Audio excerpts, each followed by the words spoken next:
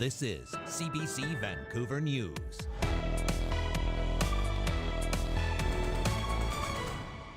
I messaged everybody there was whooping and hollering and high fives. More British Columbians will soon have access to potentially life-saving diabetes medication. I think for a lot of people there's that level of uncertainty. The push to find permanent housing for people forced out of their homes by a fire on the North Shore. Joshua walks in, And the boys bring it home, Canada's gold medal win at the World Juniors. Good evening and thanks for joining us. I'm Michelle Ghoussoub. Dan is away tonight. Well, if you live with diabetes or know someone who does, there is some encouraging news from the province. Last year, CBC News reported type 2 diabetes patients were forced to jump through hoops to get coverage for potentially life-saving drugs. Now, as Belpuri reports, one of those key hurdles has been removed. Good morning, Dr. Elliott. Welcome to BC Diabetes. Thank you. Over 32,000 British Columbians are diagnosed with diabetes every year. Now access to potentially life-saving drugs has become one step easier. I know in my office this morning when I messaged everybody there was whooping and hollering and high fives. Effective immediately, the drug sold under the brand name Ozempic will become more available to type 2 diabetes patients. Semaglutide/Ozempic is a fantastic drug. The advertisements you see on American TV are real. The drug is particularly effective for weight loss, and weight loss is a critical part of management of type 2 diabetes. Last fall, CBC reported about increasing frustration with the BC pharmacare process to access Ozempic. At that time, the program only granted special authority access after 2 cheaper drugs had been tried and failed to help the patient. One was considered particularly dangerous by doctors, causing blood sugar levels to dip so low patients could pass out, have a seizure, or even die. It is no longer a requirement along the path to Ozempic.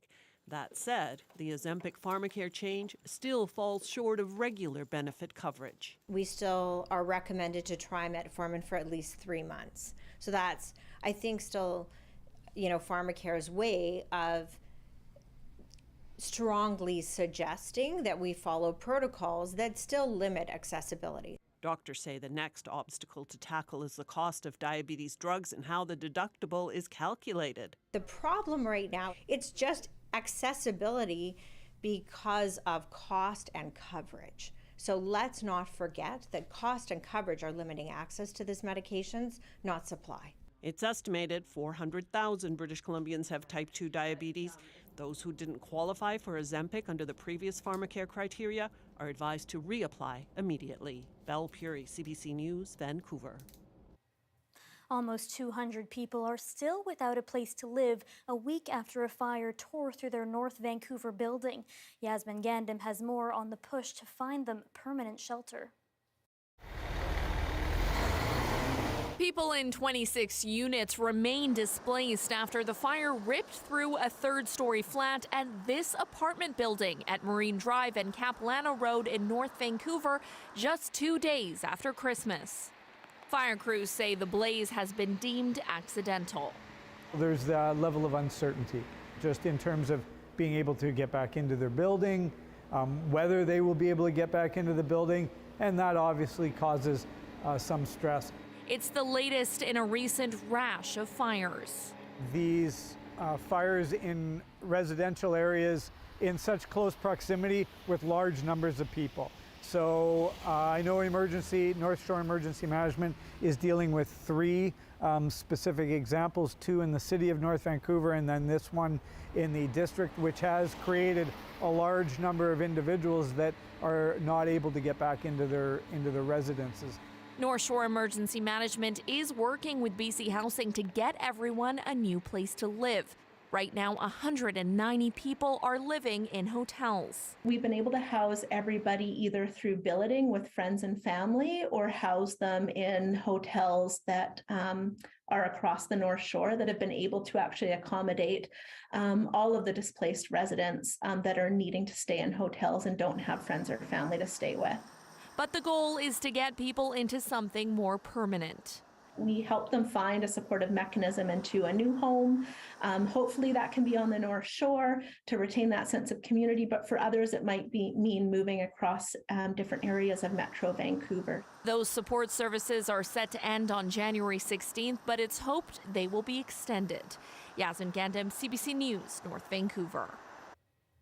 BC's health minister insists the latest COVID-19 subvariant is not leading to more hospitalizations, despite a slight uptick in cases.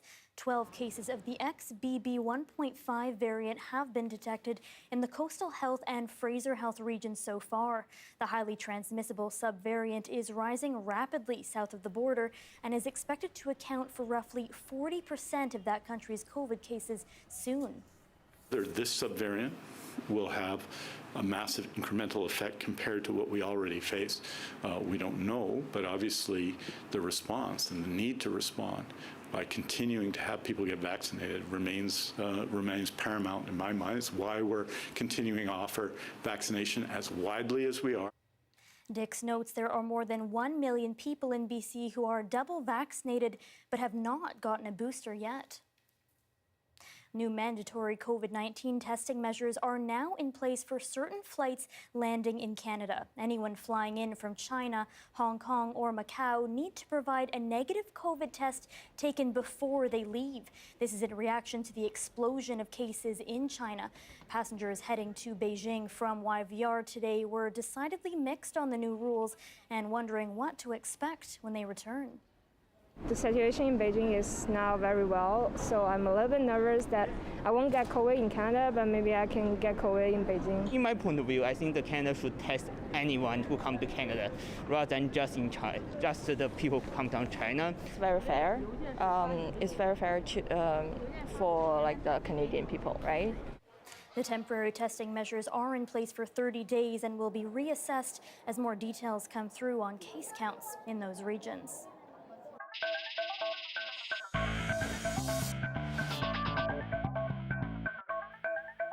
Team Canada has brought home the gold at this year's World Juniors Hockey Championship.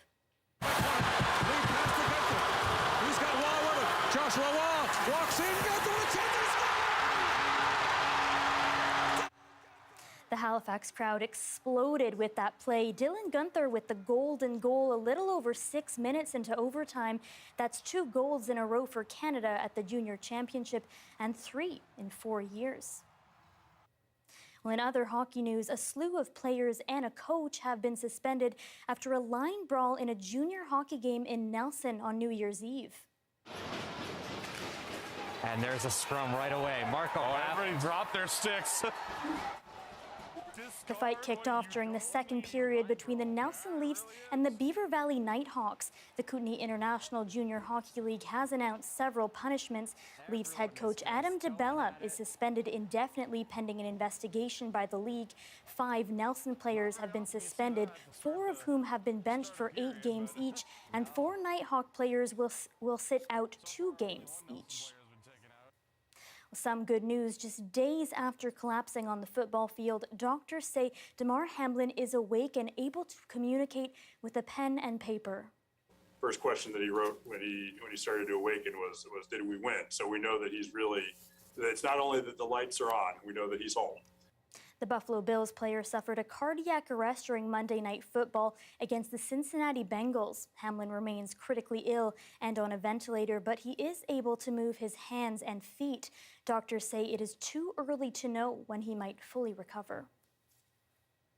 More than 1,200 BC mill workers are off the job after closures in the interior. Canfor temporarily laid off 700 people before Christmas at sawmills in Chetwynd, Houston, Prince George, and Vanderhoof. It also sent home 220 pulp mill workers in Prince George, and Tulco laid off 350 people in Williams Lake and Armstrong through January.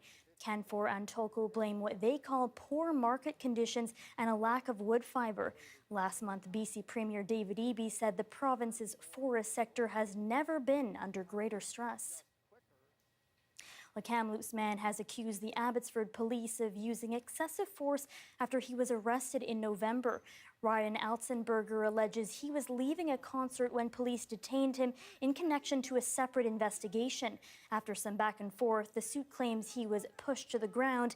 He's now seeking damages. Many British Columbians received some extra cash today thanks to the BC affordability credit.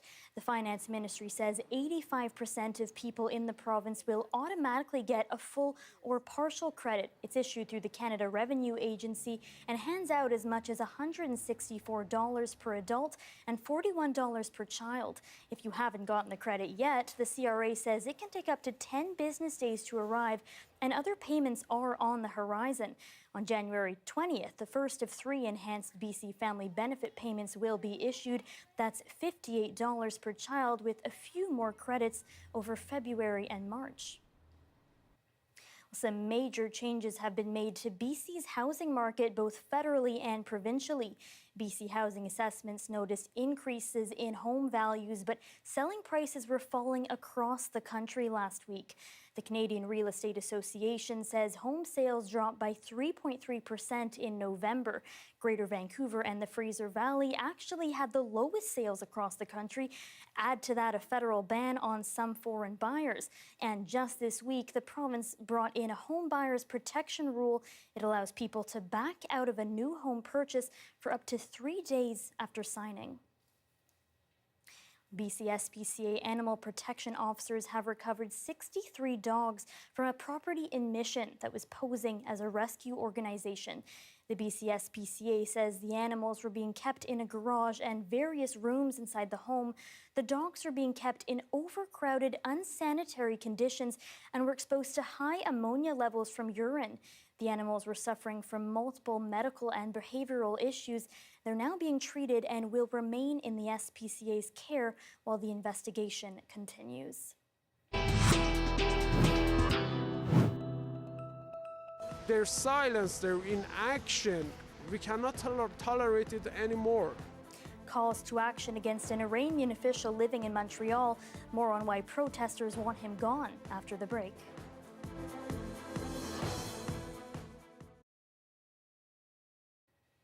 Thanks for watching our commercial-free live stream tonight. Charlottetown residents are solving puzzles and riddles with WonderGo, a new PEI company dedicated to interactive adventures that involves some time travel. Welcome, traveler, and let's get you back in your place and time.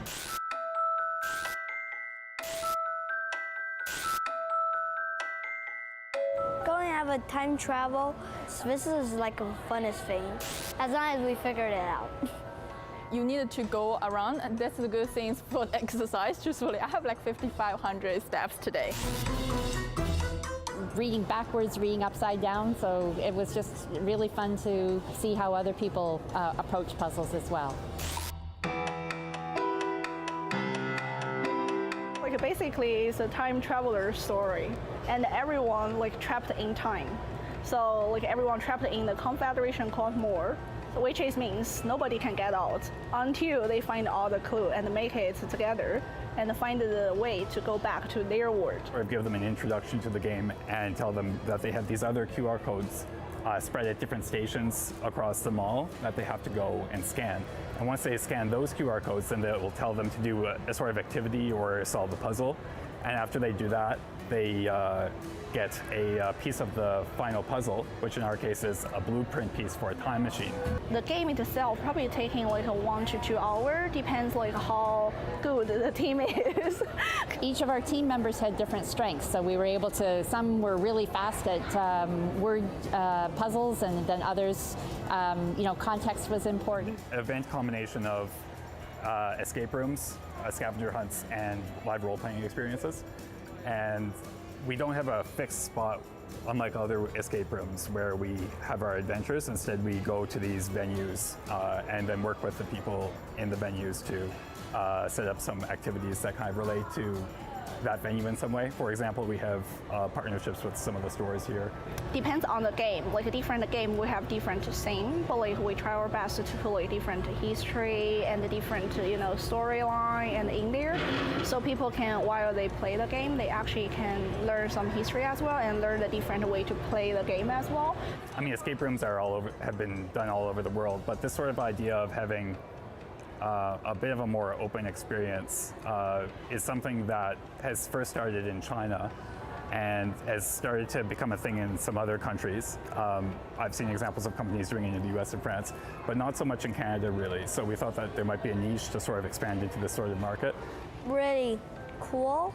It's just like an escape room, but it's only like in an open space and you try to find the thing. We got to know people and it was hard, and I saw some stuff in the stores that I'm going to go back and do a little shopping. To get it solved, it's very nice. You will feel like you solved that big challenge. So it's a real showcase of Island talent, I think, and being able to sort of provide an innovative experience for people to have fun. You're free!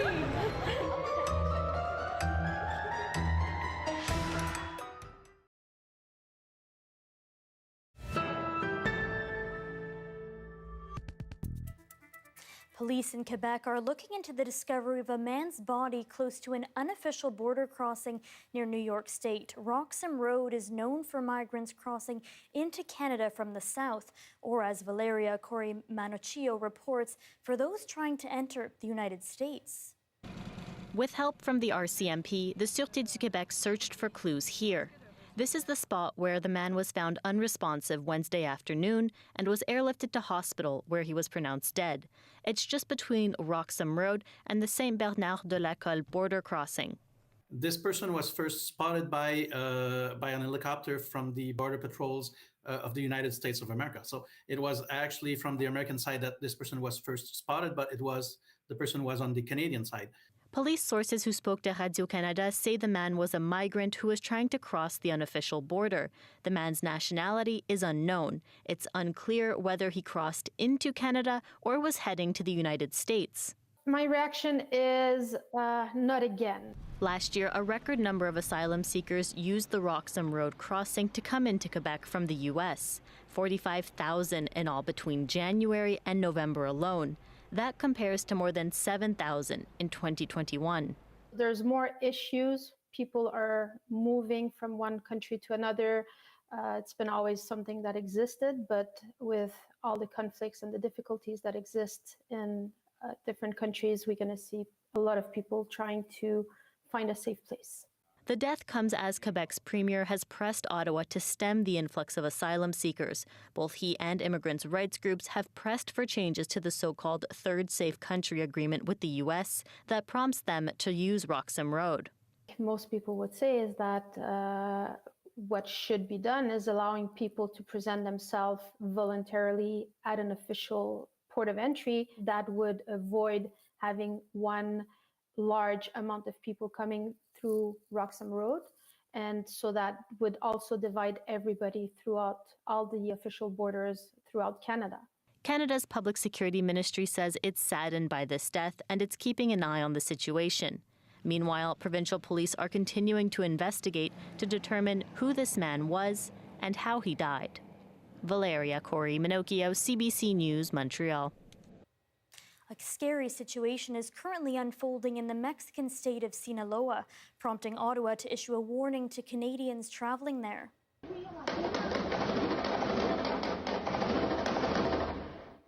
The violence was triggered by the arrest of Ovidio Guzman, a senior member of the Sinaloa cartel and the son of notorious drug kingpin Joaquin El Chapo Guzman. That arrest fueled a violent backlash by his fellow gang members, with gunmen attacking the airport in the city of Culiacan. The Mexican airline Aeromexico said one of its planes was hit while on the runway. Video from social media shows that terrifying moment for passengers who were waiting for their plane to take off for Mexico City. Mazatlan on the west coast of Mexico is a very popular destination for Canadian snowbirds during the winter. Global Affairs Canada is warning Canadians in Sinaloa State to take extra care, particularly in the cities of Culiacan, Mazatlan, Los Mochis, and Guasave. Well, calls are growing for the federal government to take action against an Iranian official living in Montreal. He's the envoy for a UN aviation agency and accused of having links to terrorism. As Ashley Burke shows us, that has the families of Flight PS 752 victims outraged. For all mankind. Outside the United Nations Aviation Agency in Montreal, calls are growing for Iran's representative, Farhad Parvaresh, to be expelled. Right now, he is living in Montreal, and he's a member of this organization, and we cannot believe that. Mohammed Aminya's fiancée died on Flight PS 752 almost 3 years ago. Iran's Islamic Revolutionary Guard Corps shot down the plane, killing 176 people. Most lived in Canada. The families are fed up that this agency's council hasn't condemned it or kicked Parvaresh out. Their silence, their inaction, we cannot tolerate it anymore. I think this man should be expelled from Canada and from this organization. Their demands have this Liberal MP and chair of the Foreign Affairs Committee's support. Given some of the facts that have emerged regarding the Iranian envoy at the ICAO, that we should be imposing severe restrictions on his movements in Montreal. Iranian media outside the country have alleged that while Parvaresh was the head of Iran Air, he used the civilian airline to assist Iran's Quds Force. Canada has declared the Quds a terrorist organization. CBC News has not independently verified those allegations. In a statement, Parvaresh said, "I have never had any sort of connection with Quds Force." The government is weighing its options. There's a lot of work being done, and I'm not going to preempt an answer to a question where we're looking at all tools that we have at our disposal. Al-Gabra's office said that the government is obligated to provide diplomatic immunities and privileges to Iran's representative, and that if it were to expel him from the country, that could put Canada's neutrality into question as a host state for this UN agency. Ashley Burke, CBC News, Ottawa. Here's a live shot of Olympic Park in Whistler. Colette will have your full forecast next.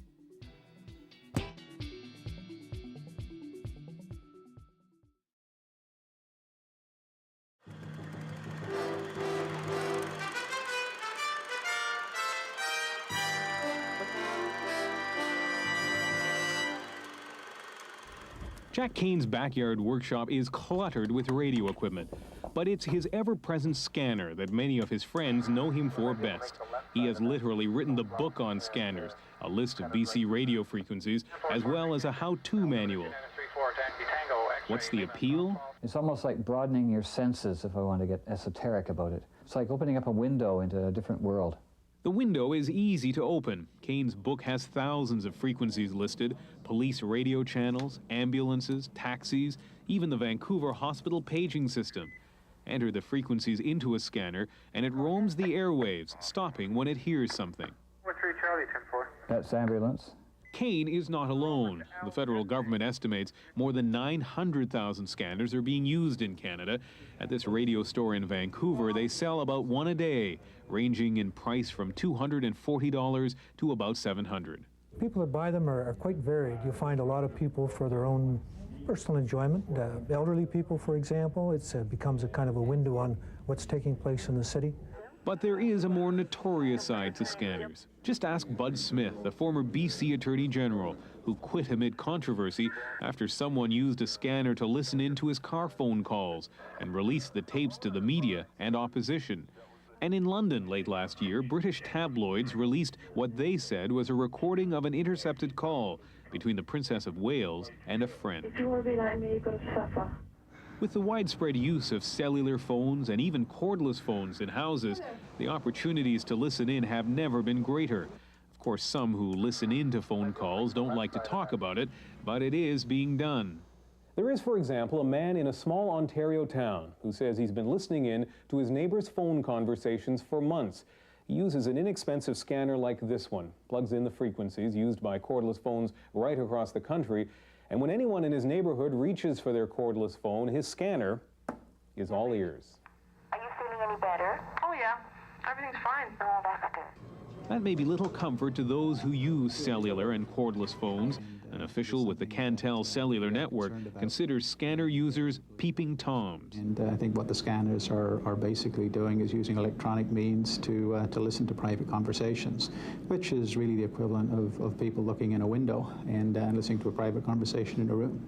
The technology is different, but I think the end is the same. But Jack Kane offers a different metaphor. It's the same as photography. You take pictures on the beach. Now, people can look at the pictures and say, well, I didn't want to be in that picture. I didn't give you permission. And it's the same with scanning. We'll pick up things, and as long as we keep the information to ourselves, it's our hobby. We like listening in and seeing what's going on. The federal government hasn't ruled out changes to the new law, and the technology of both scanners and phones is bound to change. But for now, officials with the government and hobbyists have the same advice for people who use cellular and cordless phones. Assume someone, somewhere, is listening. Ian Hannamansing, CBC News, Vancouver.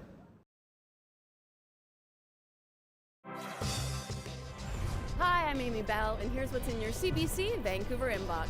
Enjoy groundbreaking contemporary works of theatre, dance, music, and multimedia at the annual Push International Performing Arts Festival, January 19th to February 5th.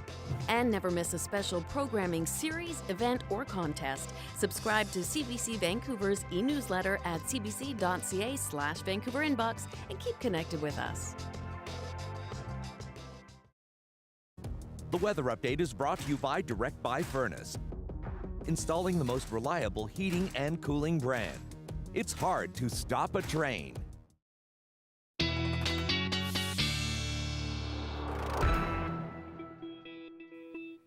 The extreme weather BC has endured over the past few years is causing whiplash for Vancouver Island. Water levels at a BC Hydro dam near Campbell River should have been much higher last month. Due to recent drought conditions, reservoirs dropped to record lows across the island.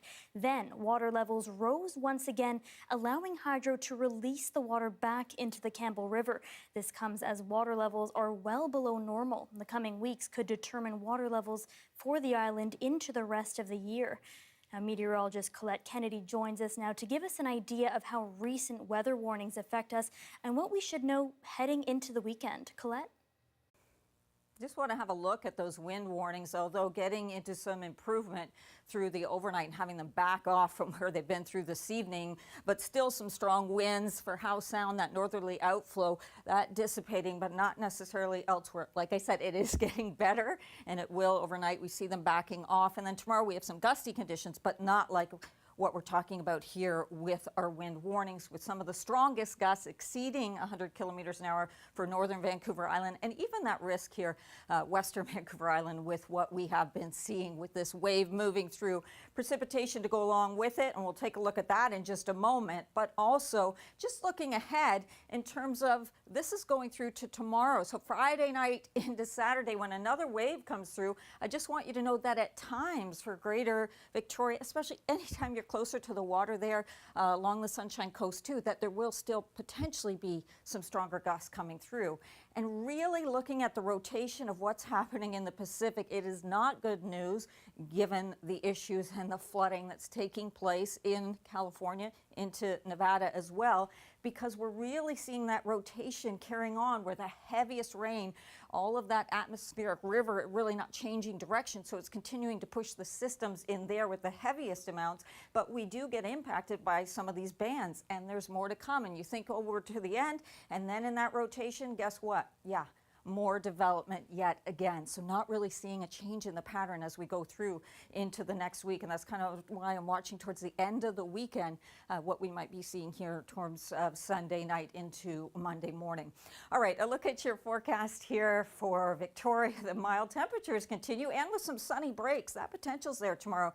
Not just Greater Victoria, but for Vancouver as well.